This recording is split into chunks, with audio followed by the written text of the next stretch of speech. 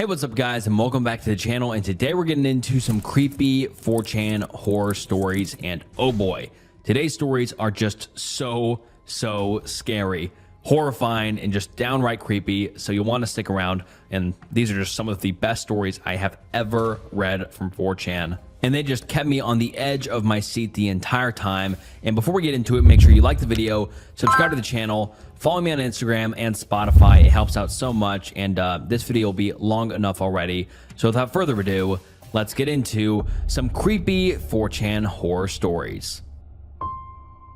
Last night's phone call. I just want to tell somebody this story. It fits here, I think. You'll see why I really can't tell my husband. So my husband, let's call him Joe. Joe has been an attorney for about 12 years. And for the past 6 years, he's been working as a public defender if the state appoints him to represent a criminal, or a criminal defense lawyer if a person hires him to represent a criminal. He specializes in, and therefore primarily does, appellate cases, and so most of his clients are convicted felons.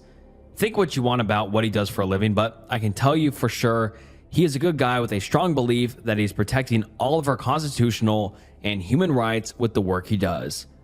He's been spending a lot of time with his current client during this preparation phase of his case, and this means he has to spend a lot of time out of the prison.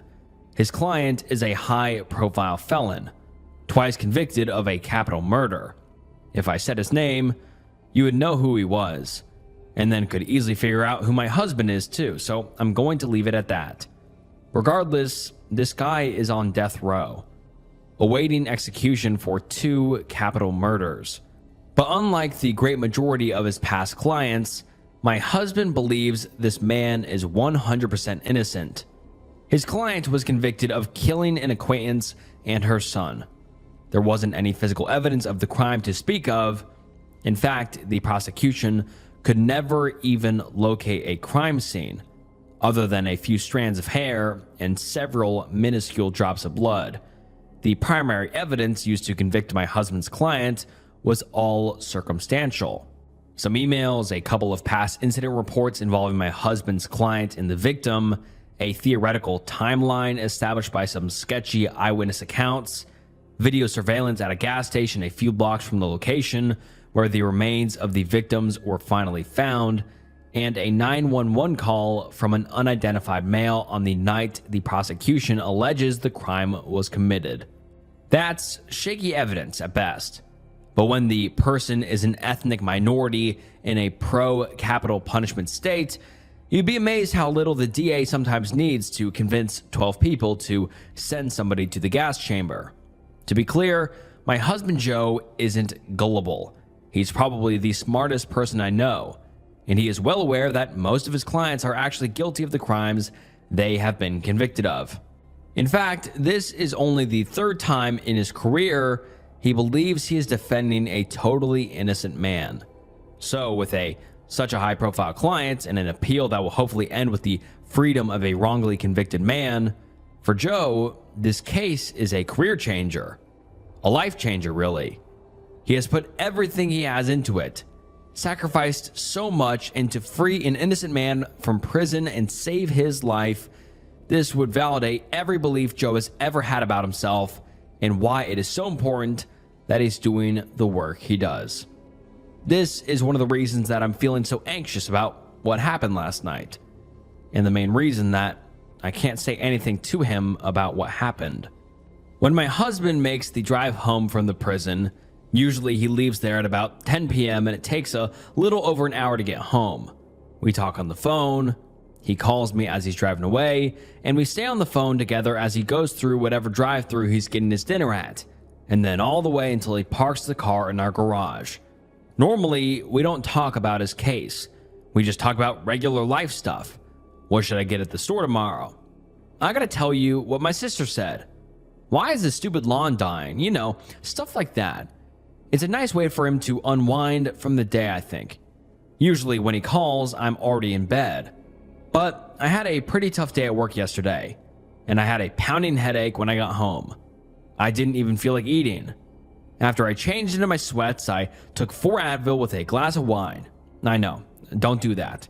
And then I got in bed and turned on the TV. I probably fell asleep around 9, and when the phone rang at 5 to 11, it woke me up. My phone said, "Love of my life, Cell." That's his personal cell phone. But I knew it was Joe without having to read it. When he said hi, his voice sounded a little hoarse. A little tired too. But since he was leaving so late, it made sense. He asked me if he woke me up. I lied and said no. He said I sounded really sleepy. I told him he sounded weird too. But then he changed the subject. For some reason, he wanted to talk about the case. He said, "I saw the photos of the crime scene today. Victim 1 and Victim 2. There was just so much blood." Now, Joe has a dry sense of humor. Like I said before, the bodies of the two of the victims had never been recovered, just some bones and bone fragments. Joe has sometimes joked that he's worried that, quote, "the secret photos of his clients drenched in blood and holding the heads of his victims." The Me speculated that from some of the marks on the bones, both victims had been decapitated, will show up in the judge's morning mail. So he knows that I know that there are no photos of the crime scene or the victims. "Yeah, right," I said. He was joking, of course.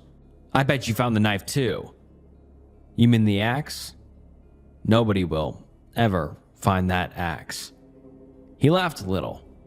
A little morbid humor is sometimes what keeps things sane when you work for convicted felons. "How far away are you?" I started to ask, but he interrupted me. I remember exactly what he said too, and today I can't get it out of my head. "You know, that first swing at her, the boy tried to grab the blade to stop it mid-swing. Can you imagine? Like little 12-year-old fingers are going to stop the blade of an axe in mid-swing. It was probably a good thing that he went into shock when his fingers came off, though. Made it a lot easier on everybody. It takes a lot of chops to actually get somebody's head off." Even for Joe, I thought this was overboard. I'd never heard him talk like this, and especially about this case. His statement was shocking.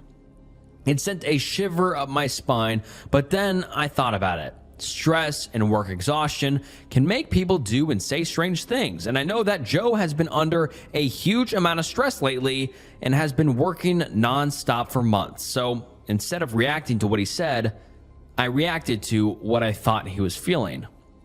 "It's okay, Joe. It's going to be over soon," I said. "And then we'll go to our beach house, just like we planned, and spend at least 2 weeks remembering what life is supposed to be like, right? We bought a wreck of a beach house about 3 years ago, and have yet to spend any real time there. Joe and I both looking forward to fixing it up." I heard him inhale, jagged breaths, as if he was about to start crying. I said something like, "He's an innocent man, Joe. And you are saving his life by proving it. Your case is solid. You know the truth." I really wanted him to remember that. I thought it would help. Joe didn't really respond, so I thought it was a good time to change the subject. "So, are you gonna stop tonight?" I asked him. "I'm never going to stop," he whispered. And then I heard the garage door open, which made me jump practically out of my skin. "You're here already," I said into the phone. There's no way he got here so fast, but the call had ended. I heard the back door open and the sound of footsteps coming towards the bedroom. I would be lying if I said that, considering everything, I wasn't afraid. When Joe opened the door, I felt a huge amount of relief at the sight of him, but I was confused, especially considering how he sounded on the phone. He didn't look sad, he didn't look tired, and he didn't look stressed. In fact, he was happier than I think I've ever seen him. He sat beside me on the edge of the bed and hugged me tight as he told me the case was over. The new AG wasn't even going to go through with the trial. In a deal Joe had made just that evening, the state is allowing his client to plead guilty to second-degree murder, and commuting his death sentence. Considering time served and his client's good behavior, Joe thinks he'll be out of jail in just a couple of weeks. It's over. Joe won. But the phone? I started to ask him. He told me his work cell was dead. He forgot the charger at the office. While he was hammering out the details of the new agreement with the AG at the prison, he gave his personal cell to his client to play a game. With all the excitement, Joe accidentally left his cell phone with his client and only realized it when it was too late to go back and get it. No big deal, he said. He'll get it tomorrow. Then he said he was sorry for not calling me. The following information is now almost impossible to find due to media blackouts and censorship efforts launched by the British government. I am able to relay it purely because I had taken copious notes in a loose leaf notebook and was prepared to flee my residence within minutes of deeming it necessary. The events described below have been heavily investigated by members of an online community that is no longer in existence and have been confirmed by multiple sources. In most instances, the sources of the information were posting on social media websites. These postings rarely stayed up for more than an hour, and after the first day of the event, were likely being removed automatically by programs presumably set up by the government. In cases where the sources was different, I have specified its origin. Numerous details surrounding this story have been left out due to a lack of multiple sources. And I guess it's just the author of this 4chan thread and what he said. And then he continues saying, on July 27th, 2013, at around 11 a.m., a large portion of the Cairngorms National Park in Scotland was cordoned off by the British military. The consensus is that the epicenter of this containment effort was a small patch of forest, 2.3 miles southwest of Spine-tingling Mountain, at the coordinates of, I'm not going to read those out, but just coordinates. The first sign that this was taking place was when a man walking his dogs through the park saw a military transport helicopter flying above the tree canopy. 15 minutes later, a couple out for a hike spotted British soldiers moving through a patch of forest some distance from them. They described the troops as moving fast, heavily armed, and with their faces covered. The soldiers did not notice the couple and appeared focused on the woods. Around 11:30 a.m., British soldiers began actively and aggressively removing people from the park. The removal efforts were well outside of the epicenter of containment, suggesting that the British military was evacuating as many people from the park as possible. Soldiers driving battery-powered all-terrain vehicles, silent except for the sound of their tires rolling over the forest floor, picked up any civilians they saw. The civilians were then driven out of the park. The soldiers explained nothing, except that a training mission was in progress and that they were being evacuated for their safety. Civilians being driven out said the soldiers, clutching their weapons and staring into the forest, looked unusually guarded for a training mission. The reason for the containment, as it is now known with a considerable degree of certainty, was the presence of a, quote, humanoid entity within the forest. The first civilian sighting of this entity was made by a woman who had been birdwatching with a land telescope from the face of Ben Avon Mountain. She saw a transport helicopter land in a field a mile or two from the base of the mountain, then saw troops get out of the helicopter and move to the forest. Later, the woman was scanning the tree lines of the surrounding forest when she, by chance, spotted what she described as a naked, pale, skinned person. The person moved bizarrely with a kind of over-exaggerated upright posture and with very slow and smooth body movements. Specific details of the entity's physical appearance were impossible to make out due to the distance. She reported that the thing eventually disappeared into the woods. The second sighting was on the bank of a small river called the Derry Burn. Two older men were walking to a fishing spot when they spotted a, quote, red-faced thing in the woods on the other side of the river. They said it looked like a person with white skin wearing a mask made of red jade.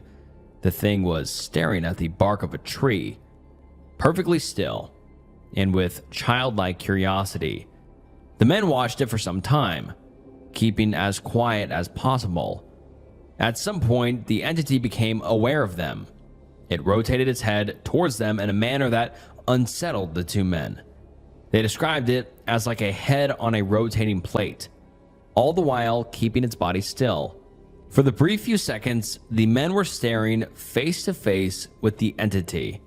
Both remarked that as soon as the entity looked at them, they were overwhelmed by the stench of burning plastic. They quickly dropped their fishing equipment and ran.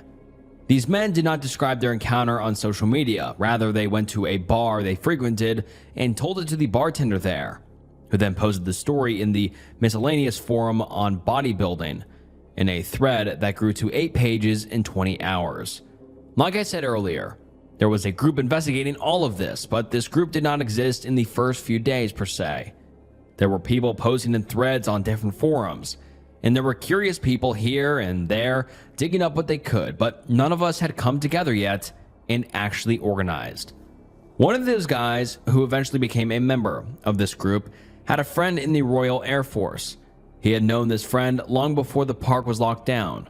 This friend, a few days after the lockdown took place, relayed him a story.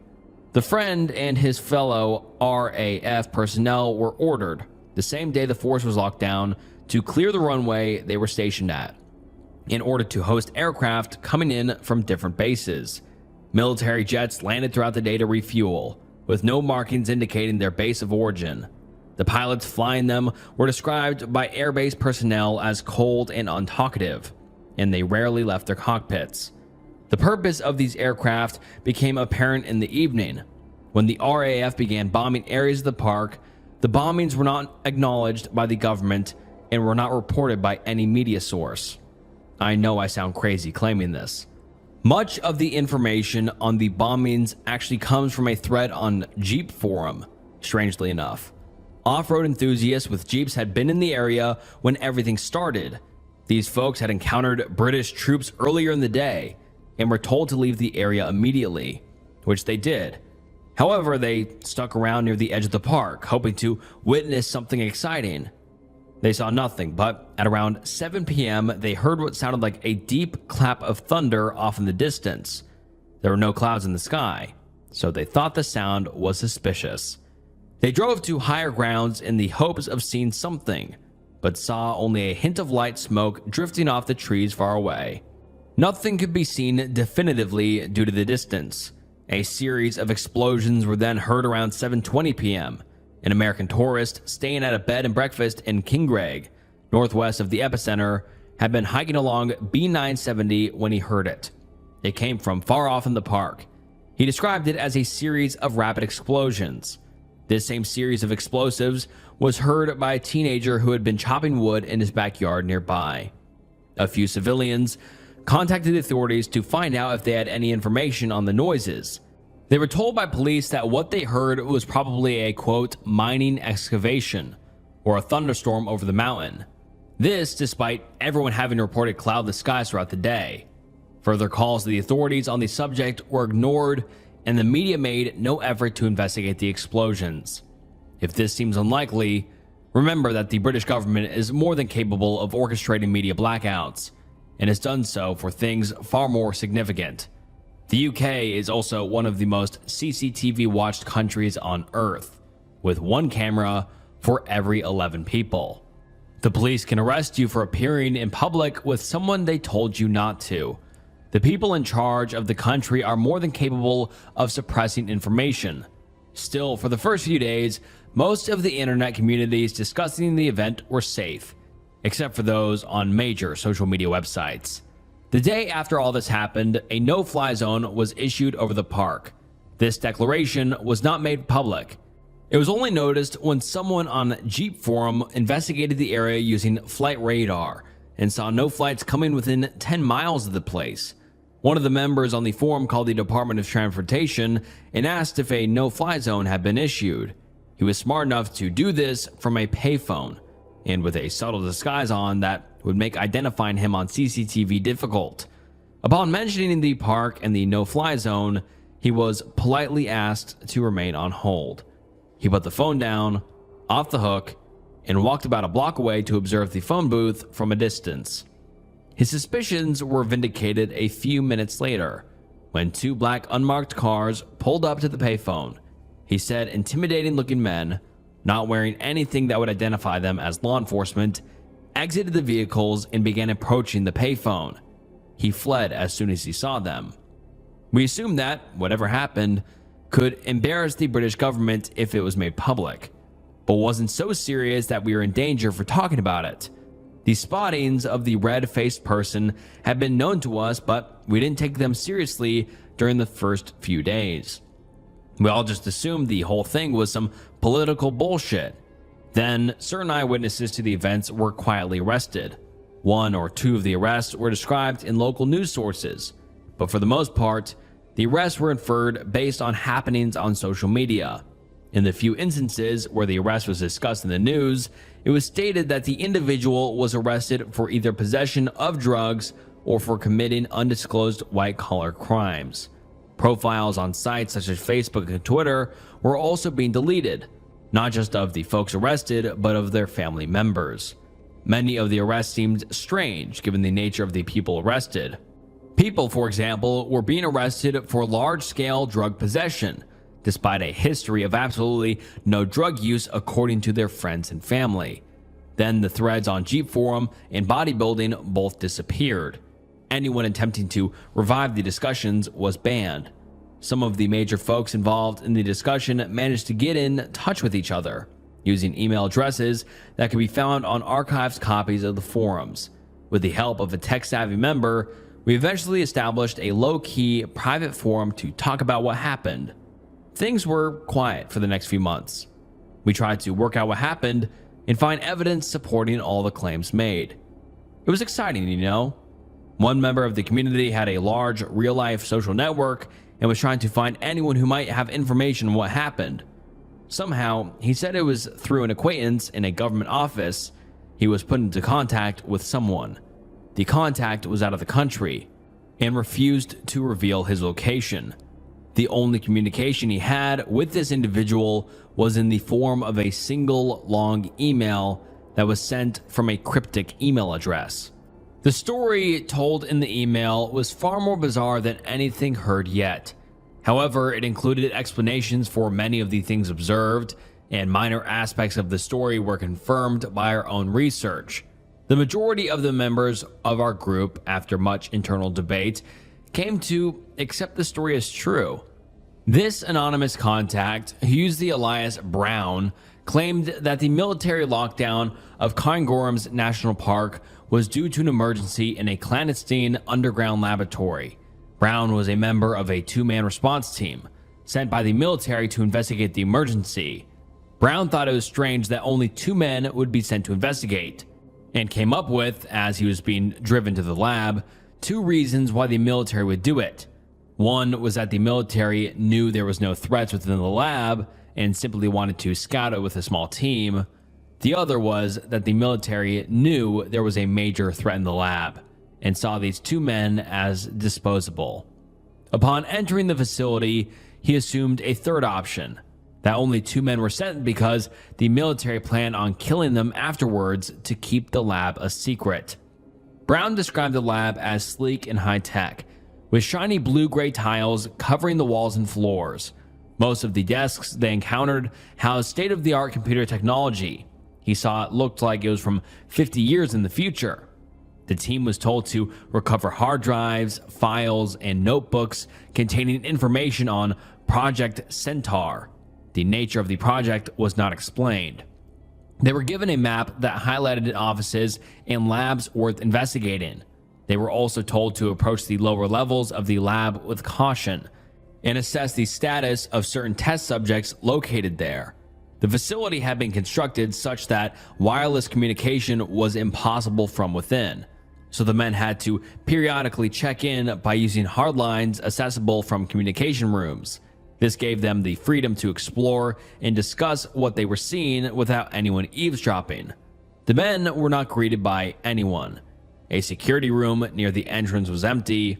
They went in and found a lunchroom where a sandwich sat half-eaten on a table.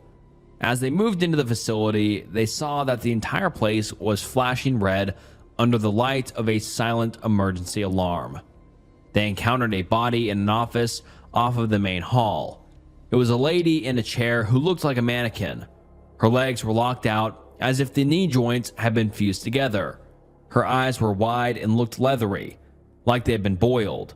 Her face and lips were bright pink and appeared chemically burnt. The rest of her skin was a waxy gray and was charred in certain parts. Her veins had turned black and were easily visible under the skin. They noticed that she was still breathing. The topic of mercy killing her came up, but it was decided against, after realizing that whatever did this to her might come back and find her with a bullet wound, and thus be alerted to the two men's presence. Brown said that in retrospect, it was weird that they both assumed some sort of thing had done it, rather than say chemical exposure or radiation. For some reason, both men had assumed from the start that some kind of hostile thing was responsible for the lab's state. As they explored further, they found dozens of bodies in a similar state. Some were breathing lightly, but many were dead. Some of the bodies had disfiguring burn marks on their face, like they had been burned with a clothes iron. On 2 occasions, they found a body that looked like it had been burned completely into stiff ash, all the way through, like a spent log in a fireplace. The 2 men headed deeper into the facility, collecting notebooks from offices and hard drives from computers. In the deepest layers of the facility, they found the test subjects they had been warned about. They were inside observation rooms, visible through thick glass windows. They were alive. Their faces were expressionless and black except for their noses, which were red. Their eyes looked sealed shut. They were shambling around like animals that had just been hit by a car. At this point, the J. Brown and his coworker abandoned all pretenses of professional coolness and began discussing freely what they were seeing. Both agreed that the government had crossed some kind of ethical line. They decided to read over the notebooks they had collected so far, to try and figure out what happened. They looked over the files they had taken. They only learned general information on Project Centaur that involved slicing human DNA with segments of artificial DNA that contained unnatural base pairs. Base pairs are what make up DNA. The 2 men decided that the main lab at the deepest point of the facility would likely contain more information. They made their way to the depths of the underground structure, where they found a large biomedical laboratory. As they explored the lab, they came across 2 vats, large enough to fit a standing person. Both vats were open. One had been fractured open, with glass shards sprawled on the floor in front, while the other had its lids ripped off and thrown across the lab. They found no dead scientists. The floor, however, was covered in burn marks, and in certain parts melted, and one of the burn marks vaguely resembled the outline of a person. Additionally, both men noticed the lab was filled with the smell of burnt plastic. They gathered up notebooks from the laboratory. These contained far more detailed information on what had happened. In particular, a document resembling a great proposal provided a solid backstory. With all the information they had, they were able to piece together the origins of the research being done. It began with a financial analyst working for the Bank of England, who started without any apparent reason to have hallucinogenic visions of a reoccurring pattern. He saw the pattern visually. It resembled what a person sees if they press on their closed eyes. He was experienced in mathematics and saw the details of these visions with unnatural clarity, and so was able to take these visions and express them numerically. He noticed that the pattern was composed of 4 repeating values, which, on a hunch, he believed correlated to the 2 base pairs of human DNA. When he compared his pattern to the human DNA sequence, he found that it matched certain key segments of the human genome, only slightly altered. His visions, in summary, were of altered fragments of human DNA. The results floored him. He began to analyze further. He found that when he incorporated the fragments into a complete genome using generic human DNA from the Human Genome Project, The result was 98.7% human. Chimpanzee DNA, for reference, is about 98% human. This genome, however, was not closer to chimpanzees. It was more distant. It was, if you will excuse me for saying, different in the other direction. His visionary genome, in certain instances, contained base pairs that were not one of the two that exist in nature. They were unnatural base pairs. Unnatural base pairs have been synthesized in laboratories, but obviously never found in nature. His vision gave no indication as to which base pair was required, but he was convinced that God had contacted him and had given him the recipe for perfecting mankind.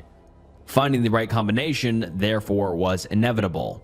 He approached biologists from different universities, professors working in the field of synthetic biology, and spared them nothing of his theories. At this point, believed himself a prophet and assumed any who heard him would instantly recognize the importance of his task and lend him their help. One of the professors contacted the authorities immediately after the man dropped by and left his office. He assumed he was mentally insane. The financial analyst was taken into police custody. Eventually, he was subject to medical testing, where doctors found numerous small tumors in his optical lobe. His employment at the Bank of England was terminated, and he was supposedly transported to a 24/7 medical facility to receive specialized care. The man's fate is unknown. The government, for whatever reason, began to research his work. Apparently, they were as dumbfounded as the whole situation as anyone would be. They planned to introduce the described alterations into human DNA and observe what effects it had. Altering human DNA was, according to these documents, easy. Scientists could engineer a series of viruses to deliver the altered DNA to every human cell in the body. The only difficulty was deciding which unnatural base pairs to include. The government researchers had no leads, so they simply began trying different unnatural base pairs, hoping one would eventually work. They decided to test these viruses in living human subjects. The first few tests were catastrophic. Subjects who were injected with the cocktail began to suffer extreme reactions to the DNA-altering infection. Their bodies seemed to fall apart. Skin blistered and sloughed off. Lymphatic fluid leaked from every square inch of skin. Organs failed in tandem. The initial test subjects all died within an hour of being injected. As the researchers experimented with different unnatural base pairs, they found formulations that kept subjects alive for longer. The subjects spotted in the observation room were created as a result of these formulations. In the most recent test, the human subjects showed new changes. They suffered far less during the infection when compared to the previous tests, and were described as having red faces, rather than black ones as the previous subjects had. These were the test subjects that were missing from the person-sized vats. These two red-faced test subjects were being grown or altered or whatever when the emergency happened. That was the last bit of information the two men were able to extract from the notebooks recovered in the lab. Curiously, one of the lab notebooks appeared to have had its last pages ripped out. With their mission complete, the two men headed out into the surface. The military took them into their possession along with the materials they had found. The two men were separated. Jay Brown was subject to a hostile interrogation. He said that he remained calm and disinterested throughout it, hoping that his interrogators would assume he was unaffected and uninterested in what he had seen. The interrogation process lasted nearly a day. Afterwards, Brown was moved to a high-security military base. He was not put in a jail cell, but he was blocked from communicating with anyone outside, and his movements about the base were restricted. Fortunately for Brown, somebody at the base was familiar to him. It was a friend with whom he had served in Afghanistan. More importantly, Brown had saved his friend's life in Afghanistan. He called in a favor, and the friend obliged him by smuggling him out of the building during the night. Brown fled the British Isles, and then the Western world in general. When the story was relayed to our forum, no one believed it. Still, we didn't have much to keep ourselves busy with, so a handful of members took to investigating certain facts. The original email gave the actual name of the financial analyst from the Bank of England. the one who had the visions. It was decided that, as a good starting place, we would try and track down this individual and confirm his existence. Typing his name into a search engine yielded nothing noteworthy, so we got creative. It was assumed that since he was working at a prestigious financial institution, he likely was a talented student and had probably attended a high-ranking secondary school and university. If his existence had been wiped from the internet, which a lot of us assumed was the case, we could still contact someone he had gone to school with and get a confirmation from them. A list of potential schools was drawn up. We decided to look at secondary schools, since it's far too easy for someone to attend a university without being known to the wider student body. Secondary schools, on the other hand, almost everyone is at least somewhat aware of everyone else's existence. People began calling secondary schools on our short list. After a number of unsuccessful calls, someone called a day trader who had attended Warwick School and had a reputation for a talent in math. The day trader's voice lit up at the very mention of the financial analyst's name. They had indeed gone to school together, he confirmed, and the analyst had been a prodigious student with high accolades. The person who made the call considered it a success. Before he could end the call, though, the day trader said something else. He had been contacted by the police a few weeks ago. The police warned the day trader that someone may call in the future and ask about the financial analyst, and that if anyone does, he must deny having known him and then contact the police immediately. This was a major breakthrough. It confirmed that the police were trying to suppress knowledge of the financial analyst and thus gave some weight to the ridiculous story of the underground lab. At this point, most of us had accepted P. Brown's story as accurate. Earlier, I mentioned that I was only going to describe events that had been verified by reliable sources. I feel that at least mentioning some of the unverified claims is necessary. They have been discussed and debated and researched heavily on our forum. And even though their credibility has not been proven, the simple fact that people were whispering them on our forum affected all of our perception of the event. Two stories in particular were considered nearly proven. The first one came from a man who had been biking through Carnegorm's Park the day the event took place. There are a number of facts that give this story credibility, but it had its doubters due to the nature by which it was known. It was relayed to us by an otherwise trusted member of our forum who said he read it on a post on the Jeep forums on the day that everything happened. Unfortunately, he had not taken any screen caps of the original post and said no evidence could be found in any archives.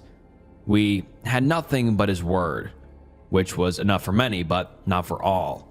The story is this: the biker claimed that as he was traveling down a trail, he was hit with the stench of burning plastic. He thought there was a fire somewhere, so he got off his bike and looked around. Eventually, he heard some rustling in the woods nearby.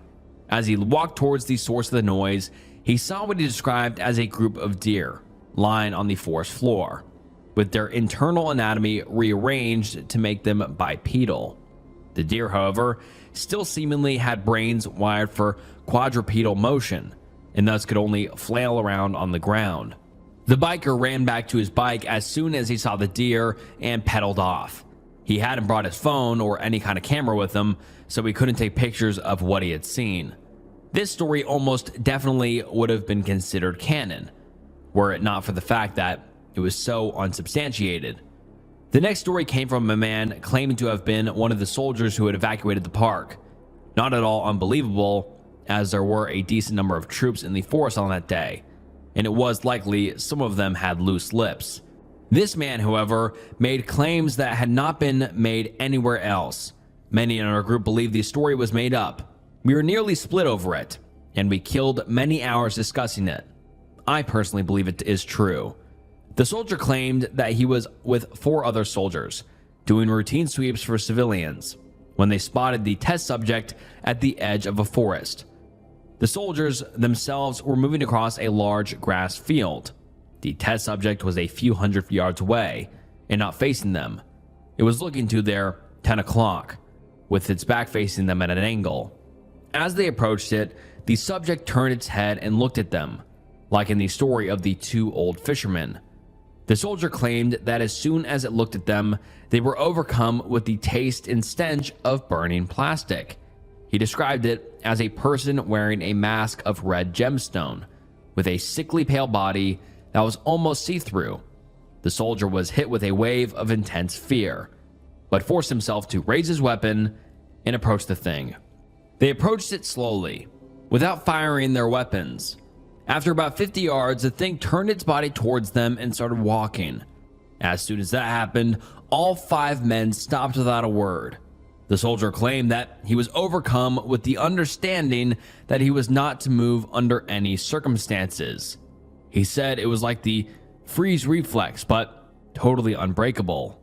He had been hit with the strange conviction that he'd be safe as long as he did not move. The thing continued to approach them.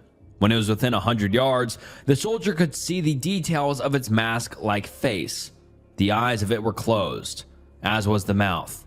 The soldier said that at this point, he began to feel hotter, as if he were blushing and standing in front of an oven at the same time.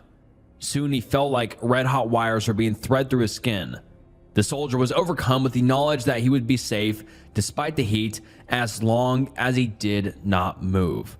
He was convinced that the damage was reversible, and that the way to reverse it was to not move. In retrospect, he realized this was ridiculous, and the heat was damaging his skin, and they all had burn marks after the encounter. The only reason he and his companions were alive was that the test subject got distracted when some animal ran through the woods behind it. The soldier heard the rustling, and presumably so did the test subject. It turned its head in a bizarre manner, like it was floating above its body, to look for the source of the noise. As soon as the thing looked away, some of the soldiers' freeze reflex lifted.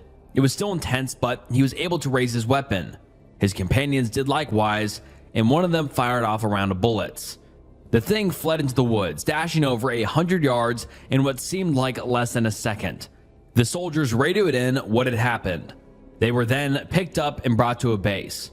They were told that they had been exposed to an experimental deliriant, which had caused their hallucinations, the burning on their skin, and the sensation of being frozen. The soldier initially believed his superiors, despite having a suspicion about the whole thing. But he realized he had been lied to when he heard other accounts of the red-faced test subject. There are other unconfirmed stories, but there's a good chance they were simply made up. These 2 are the only that people really thought might be truthful. 2 weeks ago, the forum we had set up was shut down. As soon as I opened up the dead web page, I grabbed my emergency bag and left my apartment. I haven't gone back. Some of us more paranoid members had set up emergency communication plans we could use to stay in touch. If something like this were to happen, I tried making a few calls and sending a few emails, but I got no response. I'm trying to leave the British Isles. I plan to take a boat to continental Europe, then disappear in a former USSR country. I have no intention of continuing my involvement in this investigation. Good luck to anyone who wishes to continue where we left off. A few months ago, I was watching television in my living room when I heard the first howl. It reverberated through my bones like something from my darkest nightmares, leaving me temporarily immobile with the shock of it. After a few moments, I tried my best to regain my composure, reassuring myself with a forced laugh of self-depreciation that it was most likely just a stray dog or coyote. I told myself that it had just startled me with its suddenness. Nothing more. After all, I reasoned with myself. The mind likes to exaggerate things. The rest of the night passed without further events, and I went to sleep having all but forgotten. My dreams, however, were less forgiving. In them, I stumbled through darkened woods, heard echoing howls that seemed to come from every direction at once, was haunted by the feeling of piercing eyes following me at every moment. When I finally woke a short while before dawn, I was covered in sweat. A lingering unease clung to me until daybreak. The next few weeks were pretty uneventful. Rarely, I would, on occasion, hear some strange sounds as if someone was walking in another room or on the porch, but nothing that I wasn't able to simply shrug off as my imagination. The worst thing that happened was a reoccurring dream similar to the first I'd had. I'd find myself walking down a dark stretch of country road located near my home at night. The dirt road stretched out in front of me, seemingly for an eternity, while the trees on either side formed a dense canopy that only allowed for a few stray shafts of moonlight to illuminate my way. As I walked onward, I would always hear movement to either side, just out of sight. I remember only on rare occasions catching a brief glimpse of silhouettes in the dark, but always, I could feel eyes on me. Aside from the occasional dreams, it was about a full month from the first night before I heard the howling again. This time, it was not singular, but a series of overlapping howls that gathered to form a melancholy crescendo. It seemed like the howls came from every direction at once and with such piercing clarity that I could have sworn the sources were almost on top of me. I was horrified. There was something that just felt fundamentally wrong about these howls. I covered my ears and closed my eyes, trying to will away the horrendous cacophony. I truly felt like I was going to be driven to pure insanity by the piercing sounds of it all. As embarrassing as it may be, I was in the fetal position rocking back and forth with my arms over my ears when the howling finally subsided. I was trembling from fear to the point where it must have taken me a full minute to even stand. Trembling, I made a quick lap through my house, shutting all of my curtains and ensuring that my doors were locked and deadbolted, never lingering by any of the windows for long. When I finally reached the sliding glass door leading to my back porch, I heard footsteps. I was just barely able to see the black silhouettes that broke up the faint glow of the moon on my porch. If I'd had the lights on in my room, I probably wouldn't have even noticed until I was only inches away. Slowly, I reached into my pocket and pulled out my cell phone, all the while aware of the distinct sensation of their eyes upon me. I took one quick picture as my hands trembled, then slowly backed away, unable to stop gazing into those eyes, which burned like the coals of hell itself. Eventually, I inched back enough to duck into my hallway, sliding to the floor as fear took hold and drained the strength from my legs. With my back pressed to the wall, I fumbled for the hall light switch, part of me expecting to hear the telltale sound of breaking glass at any moment. Nothing. No glass breaking. No footsteps on the porch. Absolute silence filled the air. Not even the chirping of crickets reached my ears. Pulling out my cell phone and staring at the screen, not even daring to look at the picture I'd taken, my hand shook as I tried to figure out who to call. Who could I call? Ghostbusters?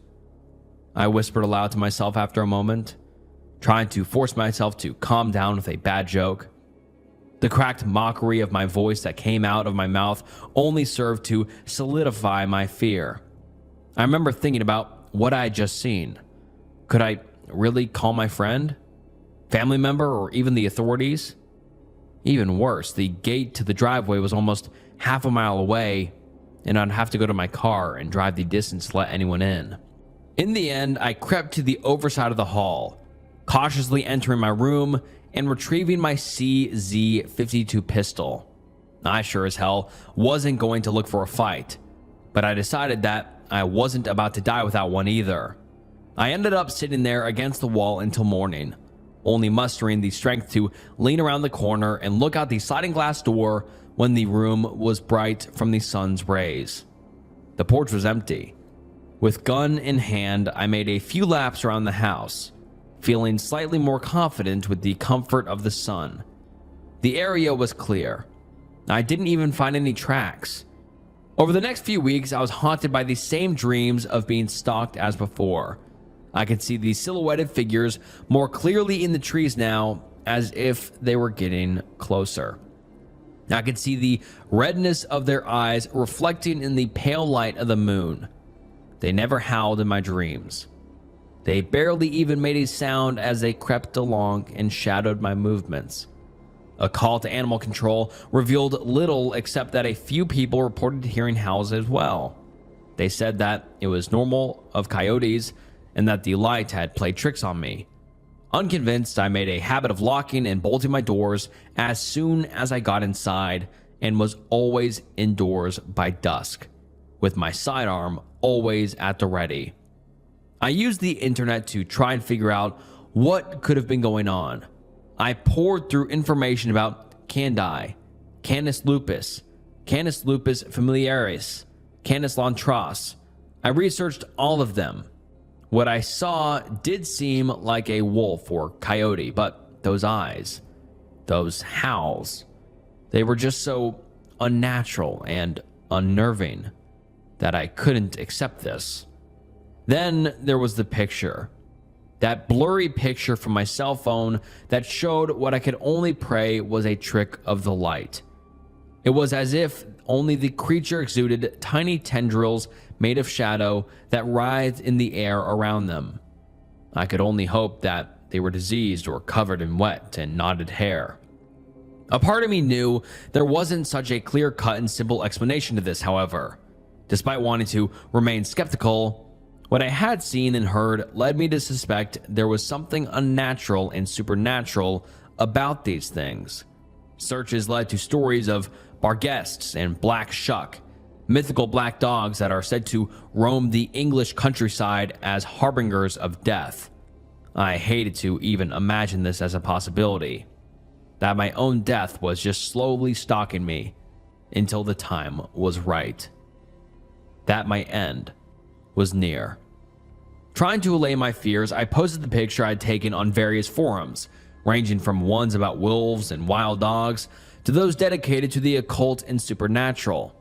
It seemed that every time I told my story, I was either met with ridicule or nut jobs who linked it all to ludicrous things like alien plots. I caught a few leads eventually in news reports. Stories started popping up from nearby towns of people committing an S-word or being attacked by wild animals.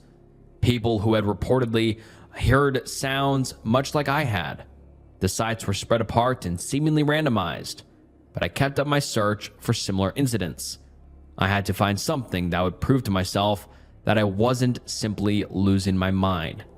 Sadly, all I could do was keep searching and hope to eventually find some sort of meaning to it all. Finally, 4 nights ago, my dream changed. After walking for so long, I could finally see the end of the road. I was horrified. A few hundred feet in front of me, the road simply stopped, vanishing into a wall of trees. In shock, I stood there, staring at the throng of old pines, wondering if I should turn back. I had scarcely a moment to think before I saw it. Out of the center of the mass of trees plodded a large, black, wolf-like creature, barely more than a shadow. Its eyes pierced the darkness as it eyed me. Behind those eyes was an unmistakable malice. Even more frightening, there was an unmistakable intelligence in them. I was frozen. After what seemed like an eternity, the beast sprinted at me. As the distance closed, I could see its body clearly covered in flowing black tendrils that flowed in the air as if its very essence was reaching out to devour all around it. Instinctively recoiling, I braced myself for the impact as it lunged at me, covering my stomach and neck to try and save myself. At the very moment in which I knew that everything was over, its haunting howl echoed through the night, and my heart was pounding in my chest as I woke up. My hand was already reflexing, gripping the pistol that I now kept under my pillow. Sitting upright, I was trying my best to catch my breath when I heard and saw it. Like a black smoke, it poured through one of the darkened corners of my room, almost seeming to suck the light from the area around it. As more and more started to creep in, I could clearly see those damned red eyes that were now dripping with blackened blood and a muzzle full of razor-sharp teeth starting to form. What happened in the next few seconds will be forever burned into my brain. I got off only 3 shots between the time it had formed and lunged on top of me. I remember in the back of my mind, I was shocked that it even had physical form as the impact knocked me backwards onto the bed. My gun was knocked out of my hand as it pinned me and pushed its muzzle towards my throat. Its eyes were burning flashes like cigarettes in the dark, leaving bright trails as it maneuvered for a good bite. With one hand, I gripped its throat with all my strength, fighting to keep its gnashing teeth from my neck. While struggling, the putrid stench of 1,000 rotting corpses assailed my lungs as its breath washed over me. With my free hand, I groped frantically across my nightstand in a state of panic for some kind of improvised weapon. I was keenly aware of the sensation that my entire body was going numb. Those writhing tendrils of darkness seemed to permeate my very flesh. Everywhere they flowed through my body felt like it was submerged in freezing water. I had lost all sense of feeling in my arm that held the creature at bay by the time my hand touched the base of a familiar metal surface. My touch lamp blazed to light. In an instant, the snarling atrocity which lumbered over me seemed to fade from existence. Nearby, I heard a loathsome howl that echoed through my ears like a curse, then dissipated into nothingness. It took hours for me to regain feeling in my arm and my body, but I laid there until morning in complete and utter terror. Had the light driven it back? Was pure luck the only reason I was now alive? I could scarcely believe that it wasn't all some sort of hallucination. I wish that it had been something as merciful as insanity. In bed, I remember pondering my situation, trying to put some sense to this all. 3 shell casings laid strewn across the floor, and there were no holes in my wall. I wasn't sure how to feel about that. It told me a few things, however. There was no blood, but that beast had been hit and I was able to touch it. The sudden bright light seemed to have driven it back, but I had heard it later, so I doubted that it was fatal. It had appeared out of the darkest corner, so it possibly needed to manifest in darkness. Oh yeah, it also stalked me in my fucking dreams and toyed with me, only to then follow me into my bedroom and try to rip my throat out. I had no clue what the hell it was. I felt like I would never know what was going on. I started leaving all my lights on all night and switched all of my bulbs to 100 watts. Saving power isn't exactly high on my list of priorities anymore. I've tried staying awake forever, didn't turn out too well. But I can't remember what I dreamed of those past few nights. That's something I really don't find myself regretting. I've heard it nightly. Outside. Howling. Walking around on my porch. I don't think anyone can ever become accustomed to that accursed howling, but it doesn't completely paralyze me with fear anymore. It may not have been much progress, but it is something. Last night, I had a bit of a breakthrough, although it doesn't really help my current situation. I'd long assumed there wasn't any chance of actually getting a serious response in any of the forums I had visited and given bits of my story to. But last night, I received an email from an alleged government worker. It seems I'm not the only one with first-hand encounters. He has been dogged, if you forgive the pun, by these same beasts for some time now as well, but unlike myself, he was able to dig up some information from classified documents that I would have never been able to get into. At first, I was extremely skeptical, until I began to read through the information he had sent me. Too many pieces fit into place for it to be sheer coincidence or him making things up. Although it is a lot of data to process, I'll relay the story as it was told to me. Over the past few decades, dogs have been the focal point of myriad of scientific experiments. Soviet scientists, for example, used them extensively in their experiments, from studies of the effects of weightlessness on the body to attempts to preserve living organs outside the body. Some died in orbit as the first animals to ever travel into the blackness of space. Countless others died deep in underground labs under the surgeon's knife in countries around the world. Not all of them, however, remain dead. Dr. Peter Safar, the inventor of CPR, introduced a concept to the army that must have seemed laughable at the time.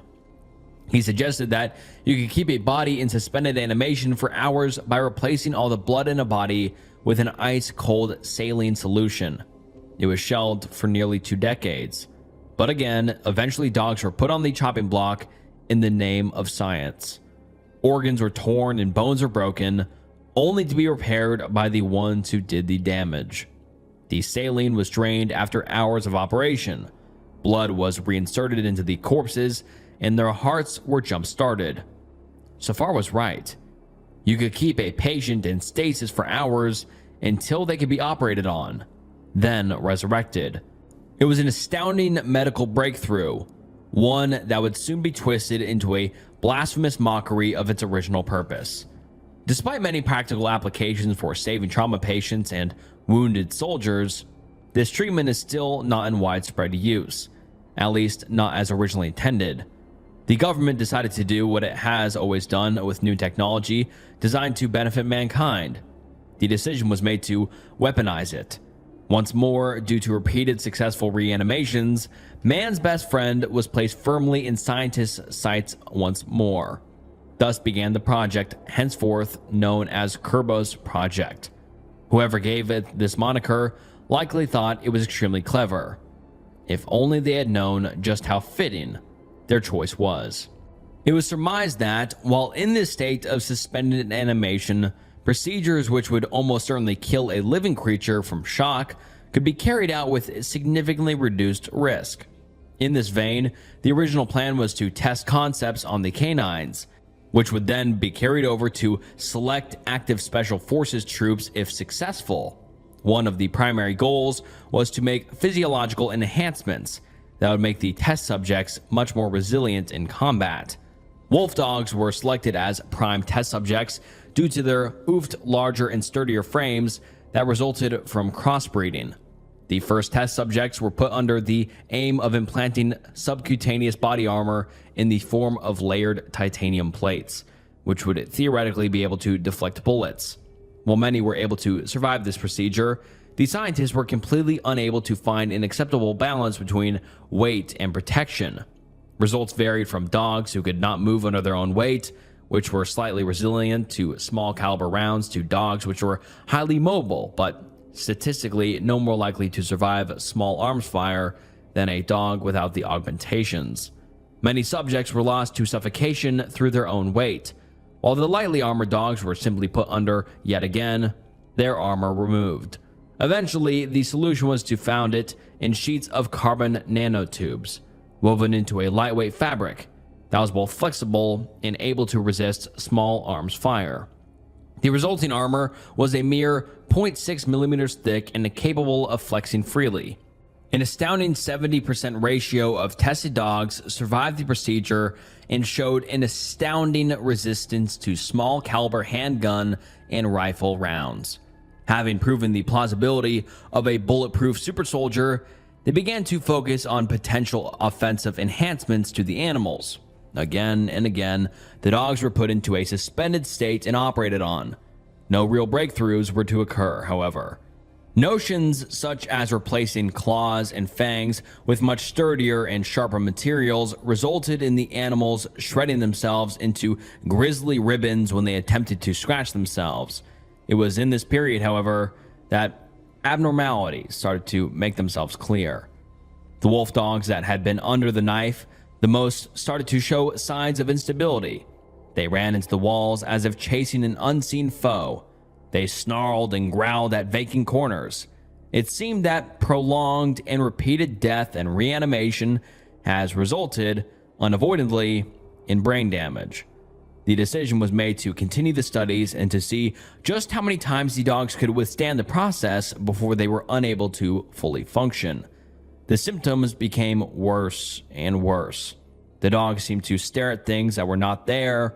Their ears began to twitch as if listening to sounds unheard, and speculation arose that the animals had begun to hallucinate as a side effect of brain damage. But the tests were not interrupted. In time, every single of the surviving dogs displayed erratic behavior to some degree. The ones that had been subjected to the most experiments had started to even show signs of a weakening vascular system. Their heart rate slowed to an almost death-defying pace, and their eyes began to fill with red as if all their capillaries had burst. Extreme cases began to develop where blood actually started to slowly pour from the eyes and nose of the animals. These cases were accompanied by an inexplicable darkening of the fur and behavior that, if applied to a human, would be classified as paranoid schizotypical behavior. Both fear and aggression were markedly increased. The dogs alternatively slunk from and or bit at anything around them, be it real or imagined. The order came down from the high brass that these red-eyed beasts were too unpredictable for practical applications or to even continue research on. Research was confined to an observation-only basis. Within a week, the first reports of howling on the base began. Dogs began to disappear from their cages, each time with no trace as to how they even escaped. All of the cages found empty had been magnetically locked, and there were no records that indicated loss of power. With each night, reports of strange howling grew as the numbers of subjects inside the lab dwindled.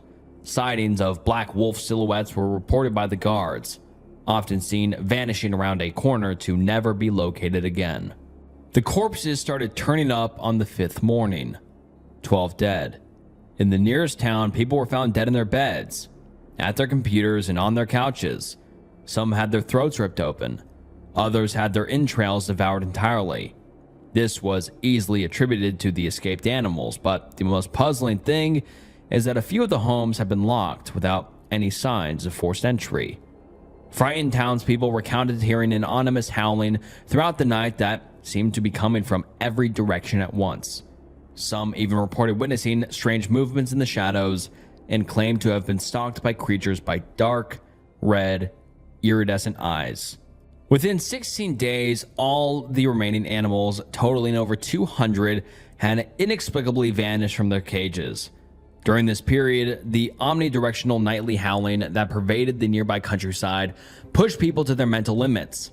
Local police were inundated with calls from panicked individuals who had locked themselves in their homes, afraid to turn out their lights or even sleep until morning. It wasn't until the end of the third week that the death toll began to wane into nothingness. Reports of the eerie howling started to be confined to the most rural of homes before they stopped entirely. The total of missing and dead was tallied at 97, with 18 deaths attributed to S-word. Of the S-words, 4 were notable for happening in the victims' beds and for a complete lack of physical trauma or traces of known drugs or medications in their bloodstreams. In the end, non-disclosure agreements were signed by staff. The government wiped its hands of responsibility and claimed the incidents in town were due to a massive rabies outbreak. All data was classified as top secret and then filed away. This is basically the meat of the information he gave me. As far as I can gather from our correspondence, this happened originally in a remote location in Arizona, which was blacked out of the files. Given my location of rural South Carolina and the fact that I have only witnessed a few at most, I could only assume that most of these animals have branched off into small packs and been roaming ever since. Sadly, I can't do anything but speculate on the details of what really happened based on what I've seen. The conclusions I've drawn only serve to horrify me even more, but I can't think of any better explanations. These dogs were taken into the realm of death dozens of times, only to be ripped back into our world. What if, each time, they took a part of the realm of death itself back with them? It's as if they began to see and feel that which exists on both sides of the veil of death simultaneously, and it cracked their minds. They underwent this turbulent transformation into some sort of semi-physical manifestation of the other side, becoming literal avatars of death. Now, this transformation is complete, and they aren't broken-minded killers anymore, but stalking agents of the afterlife that like to toy with their victims before taking them down. At will, it seems that they can manifest out of the blackness and travel the void between both worlds. Somehow neither truly alive or dead, but something in between. I don't know if they can be killed, but the light holds them at bay. Earlier, I gathered all of my courage when I heard my demonic stalker on the porch and confirmed this theory. I slowly opened the back door after I'd flooded the room with light. I locked eyes with the beast. He simply glared with hatred through the glass door. He made no attempt to press forward through the light. It was a horrific few moments, but I had to be sure that the light could have offered some protection. I now feel like a prisoner of my own home, but at least I'm alive for as long as I have power. One fear keeps repeating itself in my mind though. What happened to the 4 reported dead in their bed with no explanations why? Did they reach the end of the same road that I did and simply never wake up? They're out there. They're hunting. The only advice I can offer is to keep your lights on and try not to dream. The man who followed. I used to live in the basement of my mother's house. Perhaps that's a bad way to begin this story. When I was 16, my mom and stepdad bought a new house. Since I've always hated Idaho's oppressive summer heat, I claimed the dark, cool basement as my bedroom. That was the first time I'd ever lived on the lowest floor of a building, so I promptly found a good, cheap, and horribly tacky waterbed on Craigslist.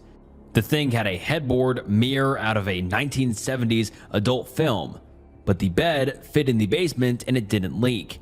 I immensely enjoyed sleeping on water, and I did not have a single night that summer where I woke up too hot or too sweaty. That basement wasn't really set up to be a bedroom. Whatever floor space my waterbed and drum set didn't take up was hogged by a gigantic coal furnace. The old thing must have heated the main floor of the house once upon a time, but no one bothered to remove it or the coal that it was filled with when a more modern heating system was installed. The concrete floor was covered in coal dust and dirt was sneaking into the house through the gap where the walls and floor attempted to meet. The ceiling was crisscrossed with pipes and revealed the supports for the upper floor through several large, jagged holes. To most people, it looked just like a shabby basement. To me, it looked like a scene out of a bad horror movie, which was excellent because I loved bad horror movies. As most of us know, the Earth tilts on its axis and eventually summer comes to an end. School started back up as it always did, and I settled back into my routine, this time equipped with a driver's license and an older Subaru. Since every parent I had, biological or step, worked a pretty packed schedule, they threw the car at me so that they would actually relax when they finally got home from work. I didn't complain. The independence of being able to shuttle myself from school to swim team practice, violin lessons, friends' houses, or anywhere else a tank of gas would take me was amazing. Driving was one of my favorite things to do until that winter. I'm not wasting your time with a story about snow. Sure, Idaho gets a lot of snow, but after some doing donuts in an empty parking lot, snow on the roads wasn't daunting. I knew my limits there. No, this isn't about snow. This is about being followed. That winter, I started getting followed by a man. At least, it looks like a man. In my rearview mirror, I would see him standing there at night. He would always be dark and shadowy, just the silhouette of a man wearing a long coat and a fedora. His hands stuffed in his pockets, leaning casually against a lamppost or a tree. No matter where I was, no matter how fast I drove, he was standing there, 20 yards behind my car. Every time I looked back. I've always been a nervous kid with an overactive imagination. I cracked it up to that. Perhaps if I switched from horror to romantic comedy for a month, he'd go away. Perhaps I really did see a man standing against a lamppost once, and it gave me the creeps enough to imagine him more often.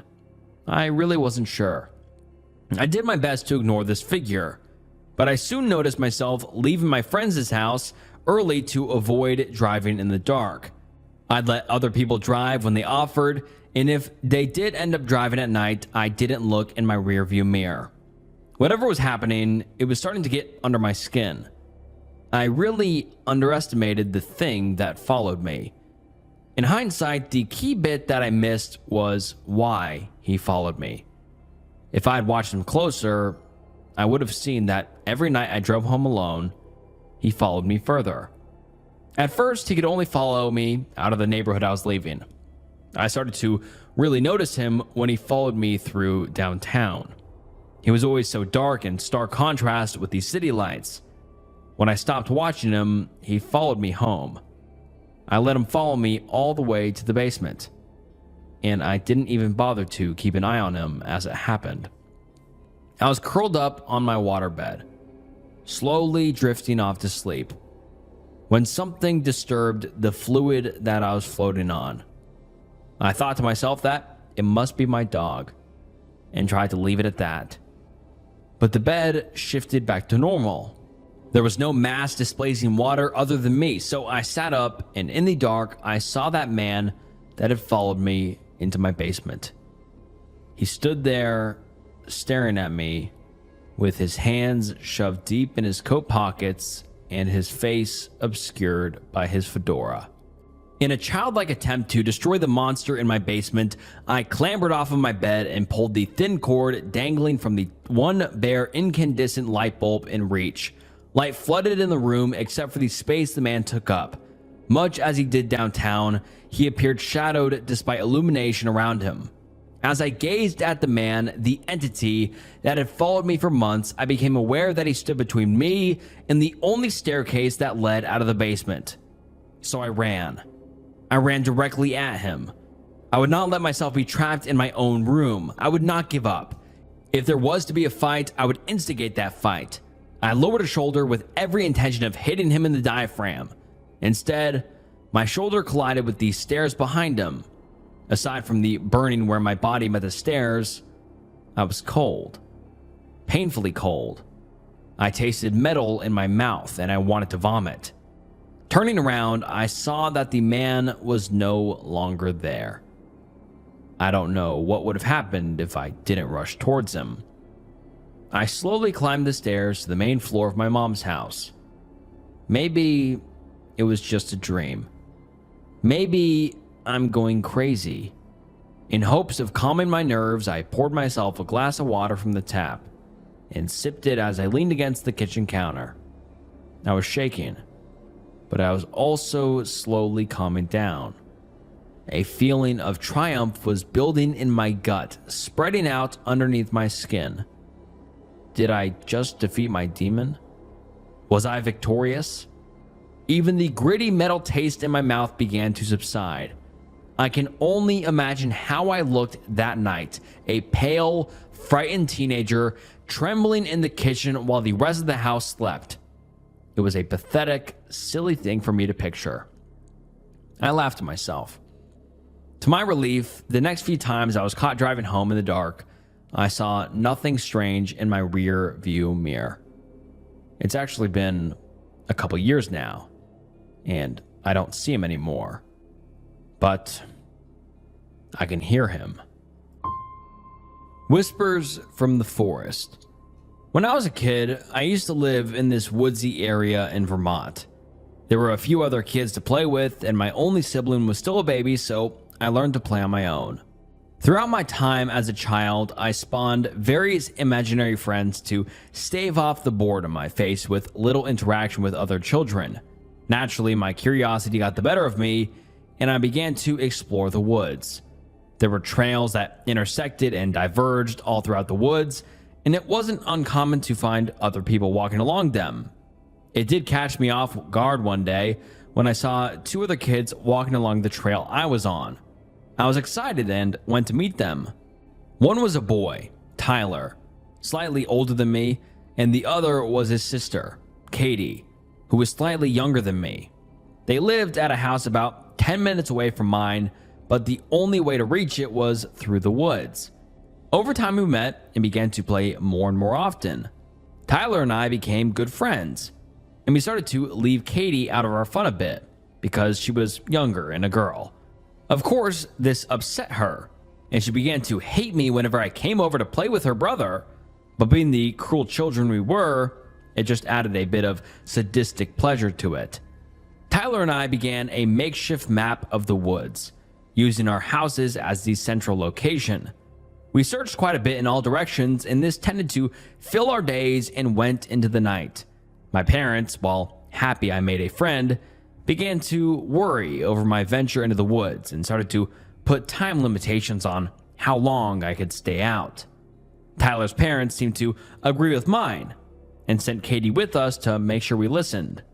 Katie was excited our first day out together, but ignored me almost entirely, only speaking up to argue with my suggestion of where to go next. After one particular vocal debate on her end, I snapped at her. She immediately teared up and ran away. I tried to chase after her, but Tyler grabbed my arm before I could take more than one step. "She'll just go back home. Let's keep going." I assumed he knew his sister better than I did and went with him.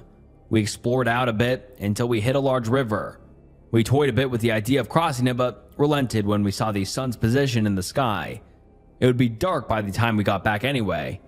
As we followed the map back to our houses, we made mental notes of what trees could be used to make rafts or what might be a faster route to the river. It was just starting to darken outside when we heard a voice. A young girl, and what sounded like an older man. We almost shrugged it off until Tyler bolted towards the noises. I tried to ask what was going on until I realized what he heard. The girl's voice was Katie. We kept moving until we came to a slight mossy rise overlooking the clearing where the voices were coming from. Deciding it would be stupid to just run in there, we flattened out on the rise and scouted out the situation. In the middle of the clearing was Katie, but there was no man. Katie was looking at something though. We just couldn't see from our vantage point. As we rounded the rise and went into the clearing, Katie became aware of us. She turned with a smile towards Tyler and a scowl towards me. She waved Tyler over, saying, "Come quick, meet my new friend. Bella, or was it Molly?" The male voice was heard again. It was a guttural sound that left ringing in my ears. Like whatever the noise was, it wasn't meant to be made by that throat. "The name is not important now, my dear, but I must leave now. We'll meet again soon, I promise." Katie rushed forward towards the trees at the opposite edge of the clearing, telling the man to stop. Tyler immediately went after her. I just stood there wondering what the hell that was. The thing wasn't human as far as I could tell. It was slightly higher than my waist. I couldn't see any details on it though besides its eyes, which were yellow, like a goat. It left after it finished its sentence and there was no sight of it. We never saw it leave, it seemingly just disappeared. Tyler and I were creeped out knowing this wasn't normal, but Katie thought it was some type of magical being like in Disney movies. In fact, she said that Bella told her that she could become a princess if she kept talking to him. And what girl didn't want to become a princess? Tyler warned her away from talking to the thing and threatened to tell his parents about it. It was an empty threat because we both knew that either his parents would think he was lying or that they would believe him and not allow him to go into the woods anymore. After that, we took a break from exploring for a few days, each of us trying to come up with an explanation as to what the hell that thing was and too scared that we might face it ourselves. Katie held no such apprehension and would sneak past her brother early to go into the woods. Tyler did tell his parents about that after the first few times she came back with trinkets, which were things made of animal bones or organs. Katie's parents forbid her from going into the woods without Tyler to accompany her, and so she pouted for a few days. One day, though, she came to us while we were at Tyler's house and excitedly told us about how Bali came to her in the night and told her about how he was a prince and he would make her a princess if she came outside. But for some reason, he disappeared before she could go out. "That thing's been coming here every night since we first saw it," Tyler said as soon as she left. "What?" I said, dumbfounded. "Yeah, it walks around our house and then sits below Katie's window for a bit. Last night, it tried to open her back door, but I made sure it was locked before I went to bed." "Well, how the hell did it talk to Katie then?" I don't know, dude, but it was in Katie's room last night. I fucking ran to her room as soon as I heard it and it disappeared. I guess it only wants her." The story gave me goosebumps and I made sure not to wait until even dusk to leave for my house.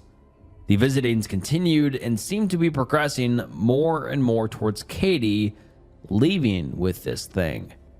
Tyler tried to tell his parents, now more concerned for his sister's safety than his ability to explore the woods, but they laughed it off as if he had an overactive imagination. We came up with a plan one day. I would stay over Tyler's house for the night, and we would trap and maybe kill the thing before it went any further. We gathered everything we could possibly need. We booby-trapped all entrances after his parents went to bed and stayed in his living room with knives from his kitchen nearby. We both must have dozed off as we were yanked awake by that thing's unnatural voice upstairs.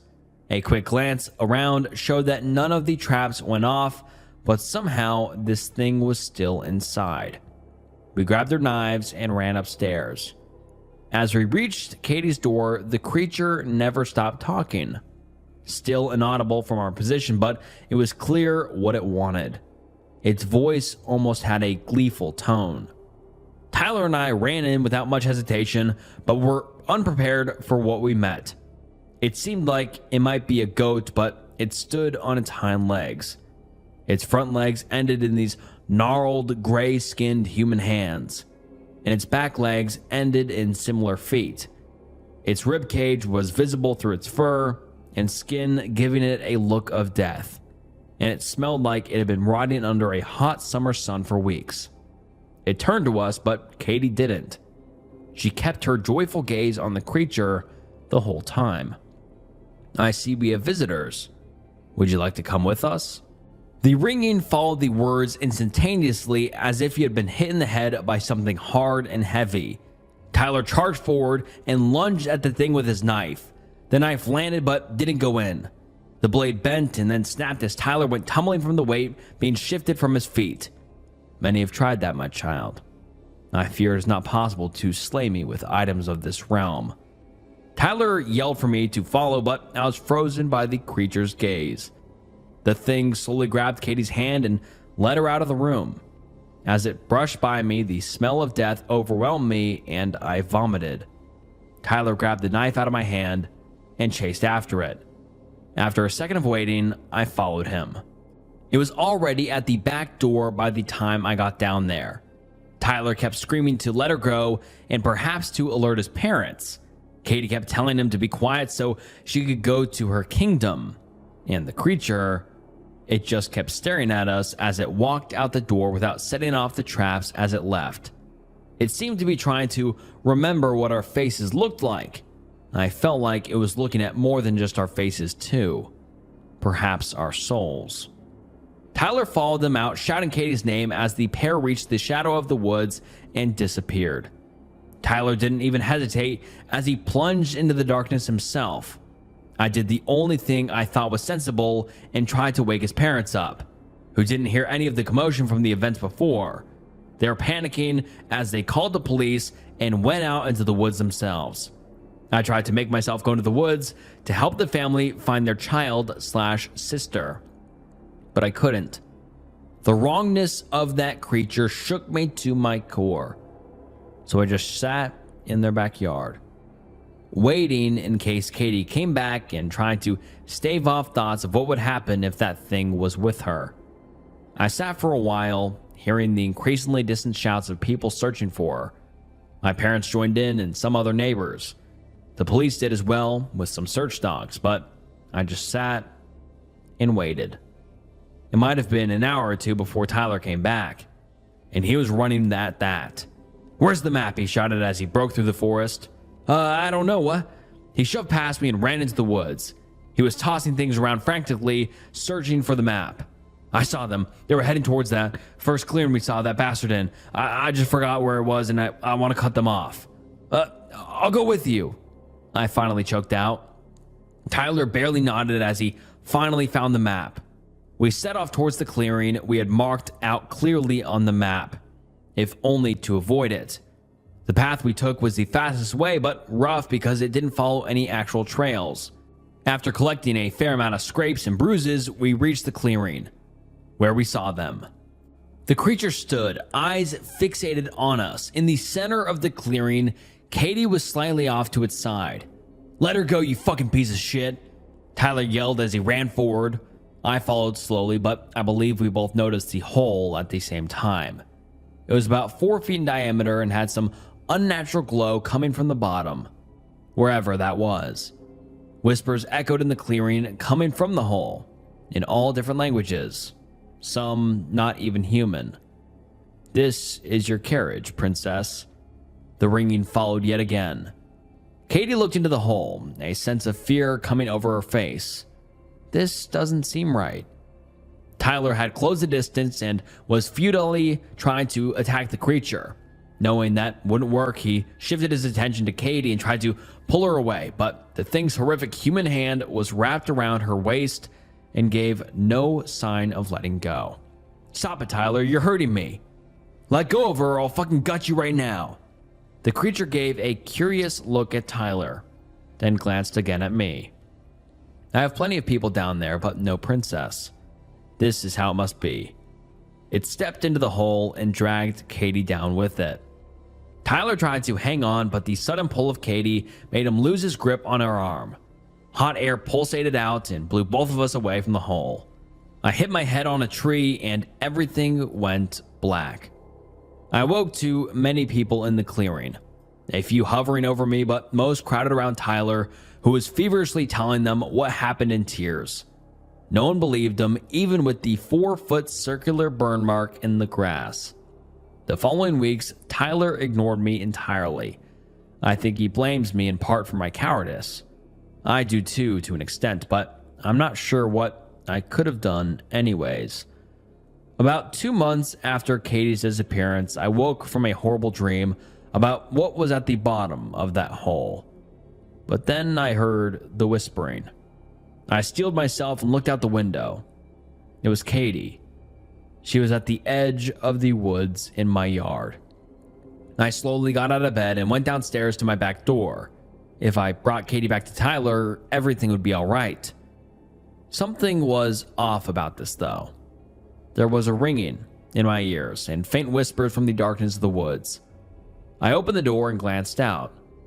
Katie was now in the middle of my backyard, but the top of her head was missing. The edges of the hole seemed to have been made to look like a crown. She was horribly pale and her eyes were glazed over. I knew this wasn't Katie, or wasn't anymore. But the voice that came out was hers.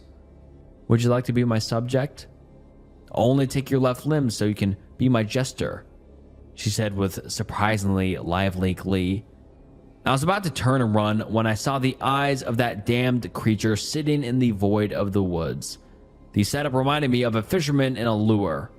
Katie noticed my shift of attention. "Oh yeah, Belial's here.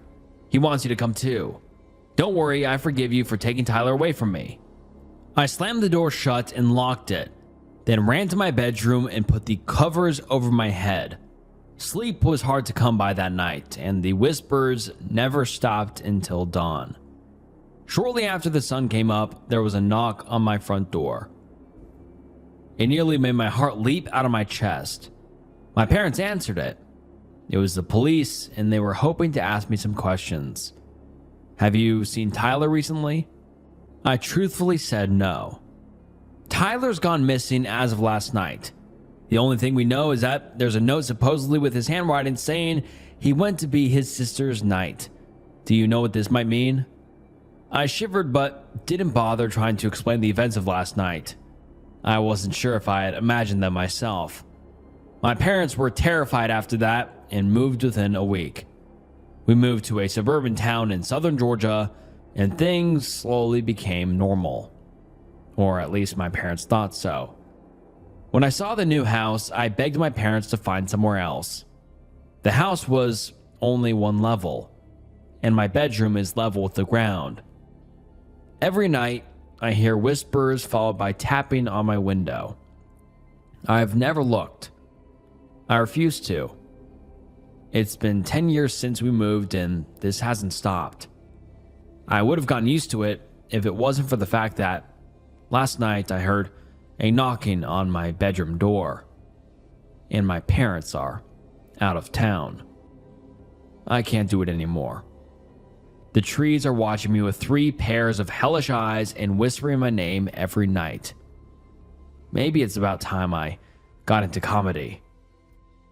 And all right, guys, that wraps up some creepy 4chan horror stories.